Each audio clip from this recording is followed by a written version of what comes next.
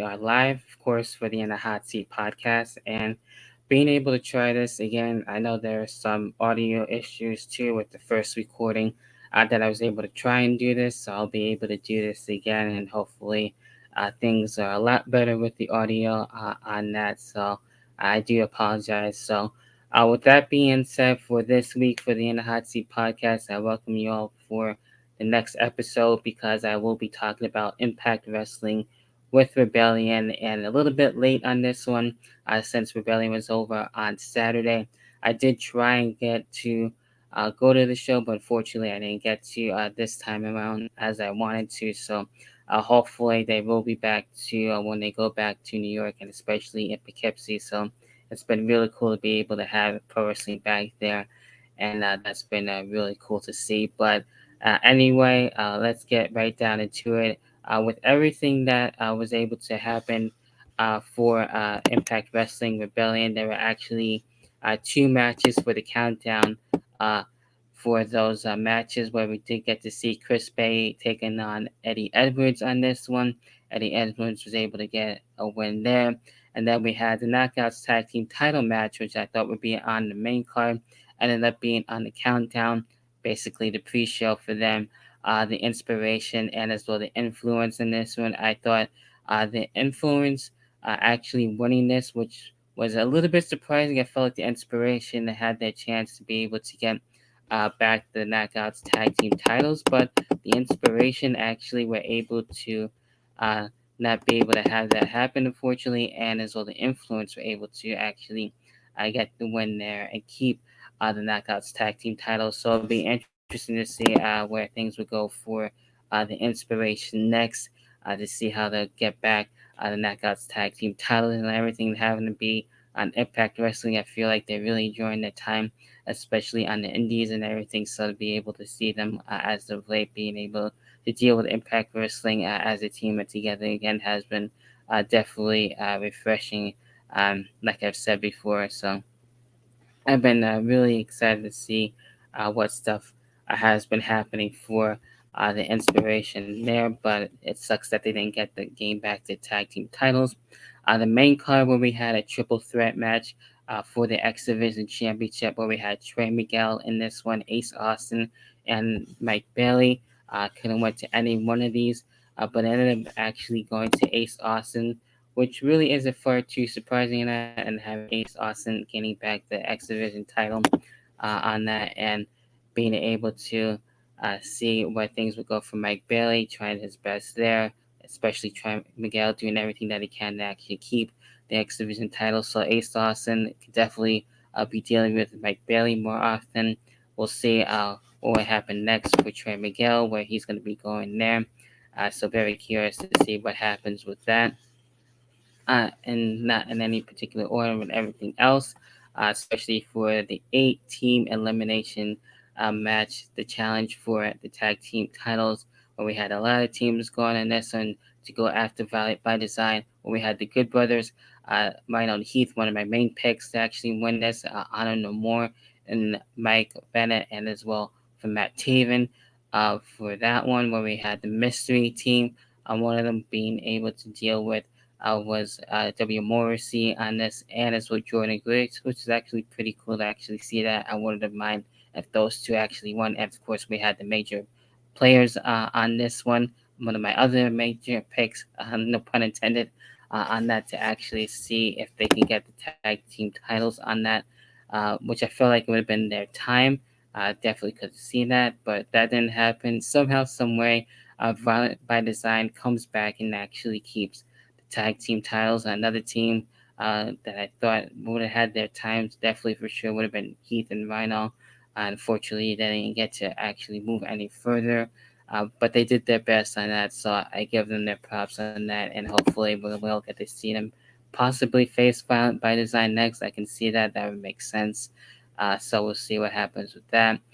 Then we had the main Knockouts title match where we had Rosemary, and then a long time coming matchup for her, and she hasn't been Knockouts champion for quite a long time, so it was actually really cool to actually see her deal with Tasha Steelz on this one, and being able to come back and be in this position, which is really cool. We had Havoc there supporting Rosemary, obviously, and Savannah Evans dealing with Tasha Steeles on this one. So, with that, basically having Tasha Steeles being able to actually keep the Knockouts title. It sucks that Rosemary didn't get the title.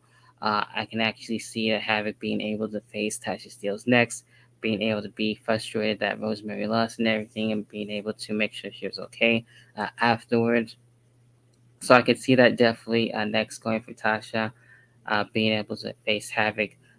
Definitely for sure, that's probably what's going to be happening next. And then we get into a really cool back and forth battle between Jonah and Ishii. Ishii not messing around and actually being able to stop Jonah on this one, which was pretty crazy. So I have been a fan of Ishii as of late, being able to see him more now, especially between back and forth between Impact Wrestling and as well for AEW. So he's been definitely one of my favorites as of late. Then we got into the triple threat match between Chris Sabin, Jay White, and as well Steve Cutler on this one. This one was definitely surprising because it could have went to either Chris Sabin or Jay White. I felt like that would have made a lot more sense, but Steve Cutler actually held his own on this one and being able to actually get a big win between both of them. So I did not expect that to happen. So really interested to see what's next for Steve Cutler out of this, and I'm sure he'll probably slowly but surely make his way to the main event scene that I can actually see happening. So ever since dealing with himself on Impact, he's definitely done a lot and being able to make a name for himself. So there's that, and that's been really interesting to see how that was able to transpire. So did not expect that win, especially in the triple threat match. Then we have the AAA Reina de Reinas Championship on the line, the returning Taya Valkyrie and as well Deanna Purrazzo on this one, and a really tough battle between the two for sure on that. So I'm happy we're able to see a new champion and Taya Valkyrie on that one. So I'm sure Deanna Purrazzo might want a return match too. I'm sure to continue things, and I'm happy Taya Valkyrie is back on Impact Wrestling. That makes me happy, and I'm sure we'll be able to see her eventually get the Knockouts title back and everything over time. We could see her in other new feuds and matches as well. So she looked really amazing there, and being able to see her back and be a champion again. So that was definitely well deserving there. So congrats to Taya Valkyrie there. And then we get to the main event, the main match, the Impact Wrestling World Championship on the line. Josh Alexander and as well with Moose basically getting personal a lot, especially when Moose dealt with his Call Your Shot trophy, calling that in when Josh Alexander won the world title the first time. It wasn't really that long of a reign, especially being able to have Moose get the title that same night, unfortunately, and then Moose being able to mess with Josh Alexander, especially dealing with his family, spearing his wife, and everything. So a lot really had to deal with this.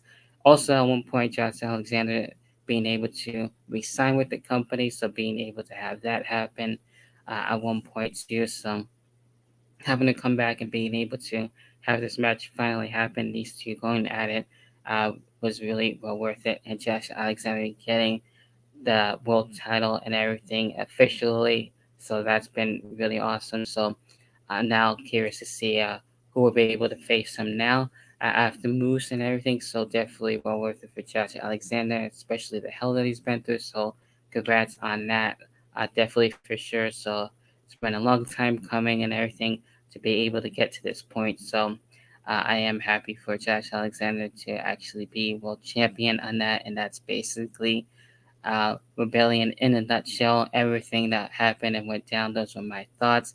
I'd love to hear your thoughts as always, whether you're watching on YouTube. Definitely leave it in the comments down below, or if you want to as well, definitely tweet me for the In the Hot Seat podcast on Twitter or on Instagram, being able to leave a comment on there as well.